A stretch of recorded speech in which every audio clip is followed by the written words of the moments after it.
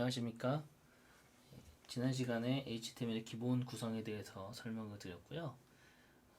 이번 강좌에서는 이어서 태그에 대해서 좀 더 알아보는 시간을 가지려고 합니다.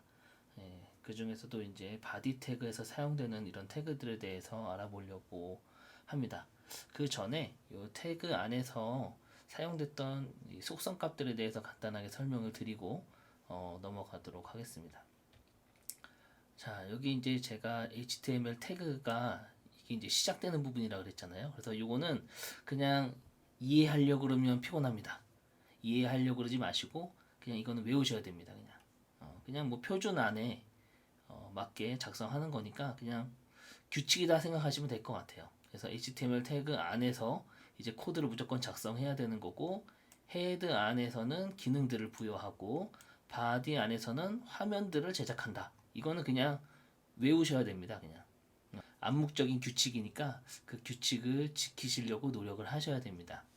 자, 그럼 여기 태그 안에 보이는 이런 값들이 존재하는데 뭔지 잘 모르겠죠.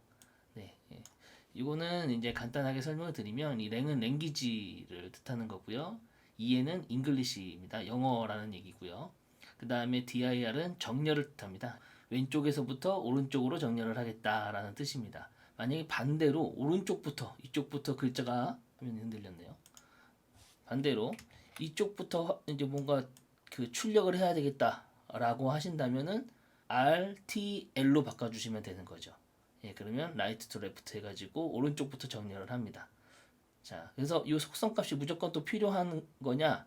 아닙니다. 디폴트 값이 있기 때문에 이거는 굳이 여러분들이 또 따로 지정해 줄 게 아니라면 사실 이렇게 지우셔도 크게 무방을 합니다. 근데 기본적으로 생성이 되는 거니까 놔두도록 할게요. 그리고 여러분들이 나중에 이 언어를 다른 언어로 변경을 해주고 싶다. 기본적으로 이 홈페이지는 뭐 한국말로 제작이 됐다. 그러면은 여기다가 KO를 적어주시면 됩니다. KO. KO 이런 식으로 적어주시면 되고요.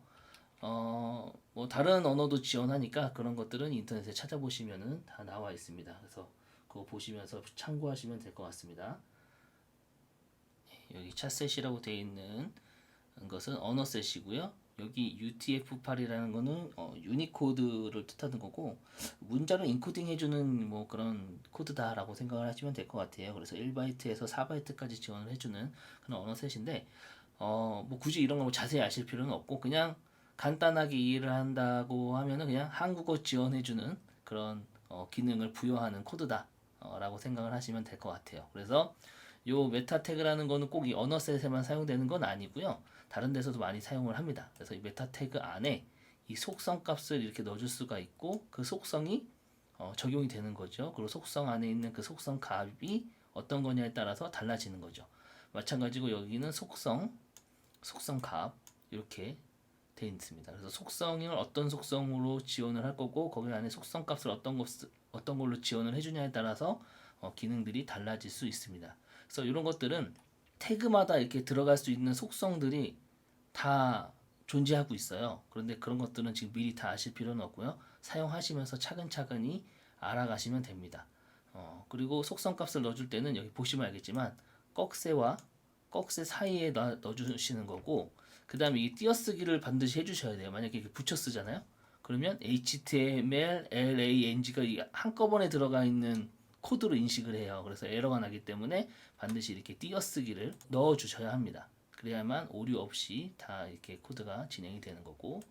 자, 그 다음에 이제 중요한 태그에 대해서 설명을 드릴 건데요.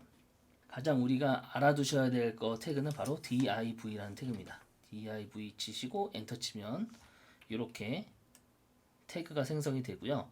이 태그 안에 이렇게 클래스라는 속성이 생겼는데, 이거는 이제 선택자라는 속성입니다. 선택자. 그래서 별명을 지어주는 속성이라고 생각을 하시면 조금 이해하시기 편할 거예요. 그래서 div라는 태그인데 걔를 별명을 지어줘서 따르게 부르게 만들어 주는 거죠. 그래서 이 div 태그는 되게 중요한 태그인데요. 레이아웃을 만들 때 그 구조 설계나 아니면 그 영역을 나눌 때 사용되는 태그로서 가장 많이 사용되는 태그 중에 하나입니다. 그래서 나중에 여러분들이 다른 사람들이 만든 소스 코드를 분석해 보시면 알겠지만 div를 엄청나게 많이 생성한 걸 보실 수 있을 거예요. 나중에 제가 또 따로 보여드릴 거고요. 그래서 이 div는 영역을 나누는 거기다 보니까 이렇게 파티션 나누는 것처럼 막 이렇게 나눕니다. 그래서 엄청나게 많이 사용이 될 거예요.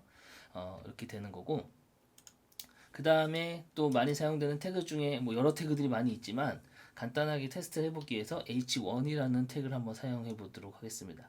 그래서 이거는 헤딩 태그라는 건데 보통 제목을 사용할 때 제목을 만들 때 사용되는 태그로서 이제 글자 크기라든지 이런 기능들이 부여되어 있어요. 그래서 간단하게 테스트를 한번 해볼게요. 자, 여기다가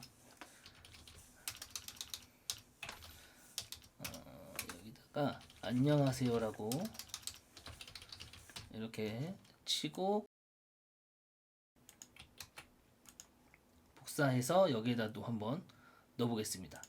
자, 이렇게 하신 다음에 출력을 한번 해볼게요. 자, 그러면 여기 이제 저장을 하면 제가 이제 좌측에다 띄워놨는데 이게 div 태그 안에 있는 안녕하세요고요. 그 다음에 여기에 있는 게 h1 태그에 들어가 있는 안녕하세요입니다.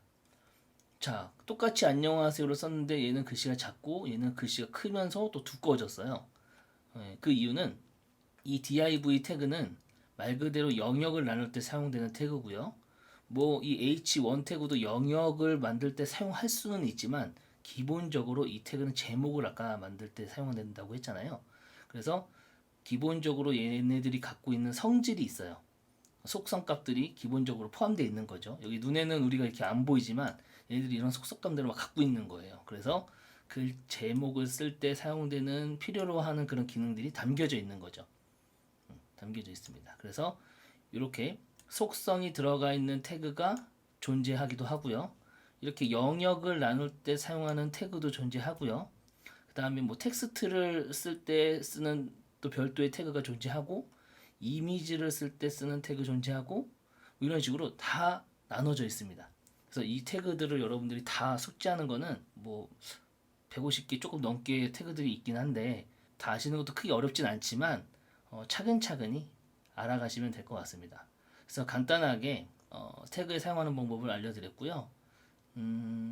다음 시간에는 레이아웃을 디자인하기 전에 꼭 알아두시고 넘어가야 될 그런 중요한 얘기들을 하고 그 다음에 레이아웃 디자인을 하는 걸로 넘어가도록 하겠습니다.